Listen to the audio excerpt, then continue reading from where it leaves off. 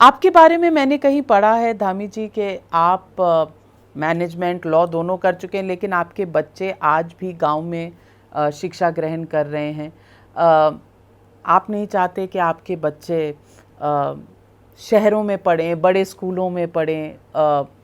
आजकल कहा जाता है कटिंग एज कंपटीशन का दौर है, और बीजेपी में तो कोई डायनेस्टिक तरीके नहीं है कि आप राजनीति में हैं तो बच्चे भी राजनीति में ही होंगे, तो बाहर की दुनिया में वो compete कैसे करेंगे? देखिए, मैं आपको बताऊं, मेरे फादर सेना में थे, सैनिक थे, और वो सेना में रहते थे, हम गांव में रहते थे। हमने प्राइमरी स्कूल में मैंने पढ़ाई करी, गांव के प्राइमरी स्कूल में पढ़ी। मैं पिथौरागढ़ में सीमांत क्षेत्र में पैदा हुआ, तो 5-6 किलोमीटर पैदल चल के हम स्कूल जाते थे। उसके बाद में खटीमा आया, थोड़ा बड़ा हुआ।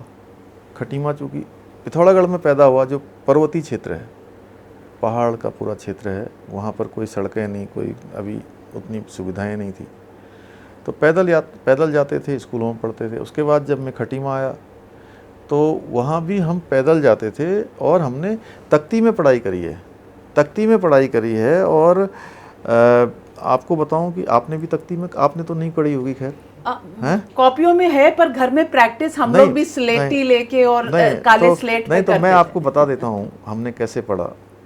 हम तख्ती में पढ़ते थे, तख्ती होती थी, और उस तख्ती को दिन में हम स्कूल में जाते थे, लिखते थे उसमें, शाम को आके उसको मिटाते थे। और घर में जो हमारे सेल, टॉर्च के सेल, रेडियो के सेल, जो पूरी तरह से जिसकी बैटरी ख़त्म हो जाती थी तो वो काले हो जाते थे, उन सेलों को फोड़ते थे। उसके बाद उसको पानी में मिलाते थे। पानी में मिलाने के बाद वो तख्ती में हम जो है उसको लेप करते थे पूरा, और लेप करने के बाद जब वो सूख जाता था सवेरे, तो हमारे पास दवात होती थी, दवात जिसमें हम खड़िया घोलते थे, और उसमें कलम रखते थे। तो उस दवात से हम उसमें घोटा लगाते थे, और घोटा लगाने के बाद जब वो चमक जाती, जैसे आरसी बोलते हैं ना, जानती आरसी? आरसी माने कि शीशा, दर्पण। हाँ। तो वो शीशे की तरह हो जाता था, तो ऐसे दिखता था। फिर हम उसमें लिखते थे, और घर से हम बोरी का एक टाट का जो कट्टा होता है, बोरी होती ना छोटी सी, बिल्कुल। या कोई खाद का कट्टा होता था, या कोई धान गेहूँ जिसमें रखते हैं उसका होता था, उसमें से उसका एक पार्ट फाड़ते थे, और उसको मोड़ के जो है अपने बस्ते में रखते थे, बैग में, और उसको लेके जाते थे। नहीं, उसको बिछाते थे ज़मीन में, उसमें बैठ के हम पढ़ते थे। तो हमने इस प्रकार का जीवन जिया है, और बड़ी मुश्किल से हम एक रोटी साथ में लेके जाते थे। वो रोटी दिन में हम लोग एक बार खा लेते थे। तो ऐसे करके हमने पढ़ाई करी है। तो मैं सोचता हूँ कि देखिए, जिसको आगे आना होता है वो अपने आप आगे आ जाते हैं। इसके लिए कोई ये नहीं कि गांव में रहने वाला बच्चा आगे नहीं आ सकता।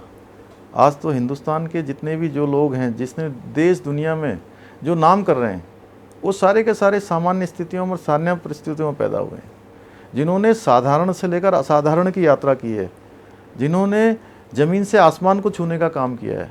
हमारे देश के प्रधानमंत्री देखिए, इसका उदाहरण है। उन्होंने कितनी गरीबी में जीवन को जिया, और वो कहाँ पहुँच रहे हैं और कहाँ कर रहे हैं। तो इसलिए बच्चों का भी है, बच्चे भी हमारे गांव में रहते हैं, और हम चूँकि लोगों के बीच से आए हैं, जनता के बीच से आए हैं, तो उनको भी लगना चाहिए कि हमारे बीच का जो नेतृत्व करने वाला है वो हमारी तरह ही होना चाहिए, हमारा जैसा ही होना चाहिए। हम में और उसमें कोई बहुत फ़र्क नहीं होना चाहिए। ये ज़रूर है कि उन्होंने मुझे उनके कारण से, चूँकि वो मुझे चुनाव में जिताते हैं, चुनाव में मेरा समर्थन करते हैं, अपना आशीर्वाद देते हैं, मैं विधायक बना, तभी मैं मुख्यमंत्री के रूप में हूँ आज।